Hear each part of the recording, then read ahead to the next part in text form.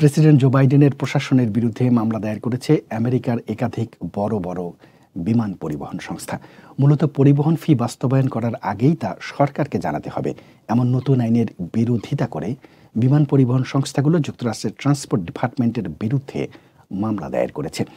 American airlines, delta airlines, United airlines, jet blue airlines, Hawaiian airlines এবং Alaska airlines সহ বেশ কয়েকটি বিমান পরিবহন সংস্থা এই মামলা দায়ের করেছে।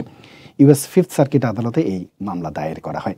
মার্কিন পরিবহন মন্ত্রণালয়ের নতুন আইন অনুসারে বিমান পরিবহন সংস্থা ও টিকেটিং সেবাদাতা প্রতিষ্ঠানগুলো তাদের ভাড়া নির্ধারণের ক্ষেত্রে আগেই সব ধরনের তথ্য উন্মুক্ত রাখতে হবে, যাতে ভোক্তারা ভাড়া সংক্রান্ত বিষয়ে কোনো অযাচিত ভোগান্তিতে না পড়েন এবং তাদের গোপন কোনো চার্জ বা মাশুল না গুনতে হয়। এক বিবৃতিতে বিমান পরিবহন সংস্থাগুলো জানিয়েছে, পরিবহন মন্ত্রণালয়ের এই নতুন আইন ভোক্তাদের বিভ্রান্ত করবে এবং এটি মূলত বেসরকারি খাতের গতিশীল ব্যবসাকে নিয়ন্ত্রণ করার একটি প্রচেষ্টা, যা তার আওতার বাইরে। তারা এই আইনটিকে স্বেচ্ছাচারী, হাস্যকর, বিচক্ষণতার অপব্যবহার ও আইনের পরিপন্থী বলে আখ্যা দিয়েছে।